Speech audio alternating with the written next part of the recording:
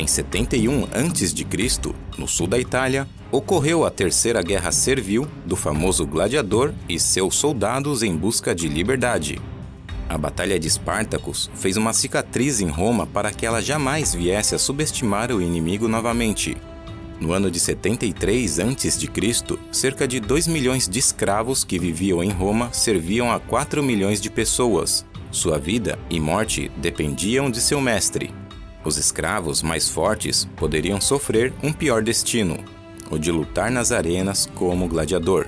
Esses espetáculos no passado eram tão populares como o futebol hoje. Um dos melhores treinadores, também chamado de lanistas, era Lentulus Batiato, e seus gladiadores eram treinados em Capua, uma cidade ao sul da Itália a cerca de 50 quilômetros do Monte Vesúvio.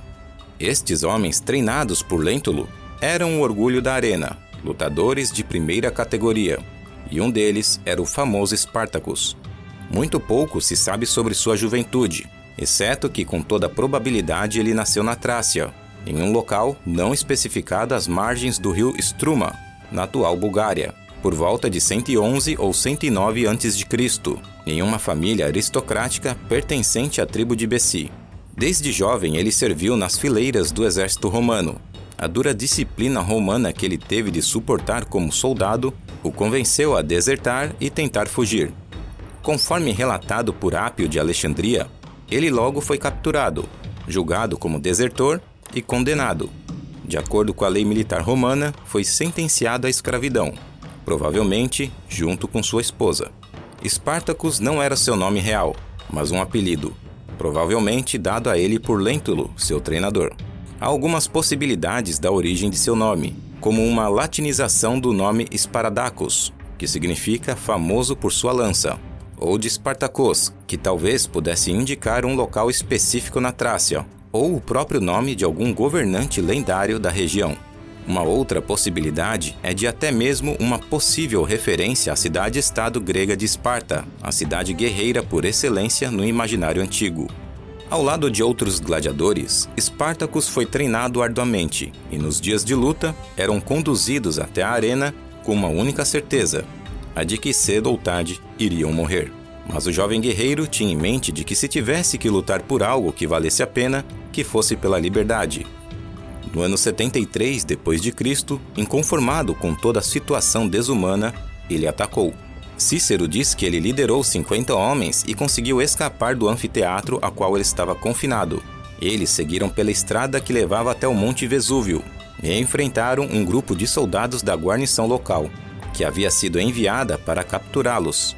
Embora os rebeldes estivessem armados apenas com ferramentas agrícolas, facas e espetos, os soldados romanos não tiveram a menor chance contra os bem treinados gladiadores. Spartacus foi então eleito líder do grupo de rebeldes, junto com Enomal e Crixus.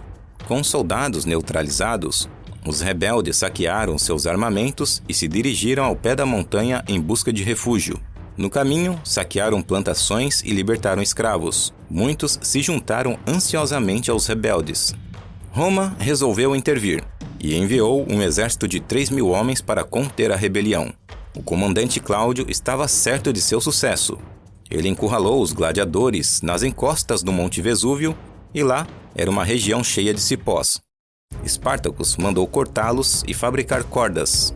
Cláudio deduziu que os rebeldes desceriam a montanha pelo mesmo lugar por onde subiram, já que era a única passagem. Na calada da noite, os soldados de Spartacus escalaram o morro e desceram pelo outro lado, surpreendendo as tropas de Cláudio e atacando pela retaguarda. Os gladiadores, por sua vez, não fizeram prisioneiros. Spartacus e seus soldados saquearam o acampamento romano, encontrando mais armas e mais equipamentos. Ele realmente inspirava os escravos, e milhares fugiram. E logo, o exército contava com 70.000 homens, e era composto de diversas nacionalidades como trácios, gauleses, espanhóis e africanos. Havia diferentes linguagens e culturas, e Spartacus deve ter sido muito carismático para unir uma força tão diversificada. Uma segunda força romana de 6.000 homens foi enviado contra ele, mas Spartacus e seu exército de escravos também a derrotou. A ordem social estava invertida, e o pior pesadelo de todos os cidadãos romanos virou realidade. Era urgente que os rebeldes precisavam ser detidos a qualquer custo, ou logo os mestres se tornariam escravos. Ele passou o inverno no sul da Itália e, com a chegada da primavera, levou o seu exército para o norte. Neste momento, ele possuía quase 100 mil homens. Seu objetivo era marchar através da Itália, cruzar os Alpes e voltar cada um para sua terra natal.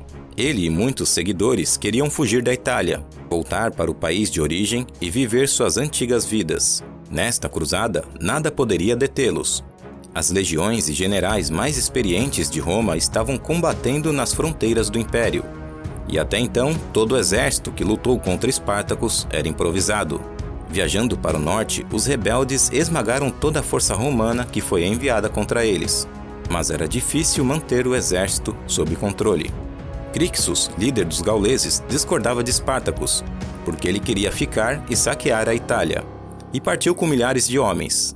Separado de Espartacus, Crixus foi atacado por outro exército romano, e os gauleses lutaram bem, fazendo os romanos se retirarem de batalha.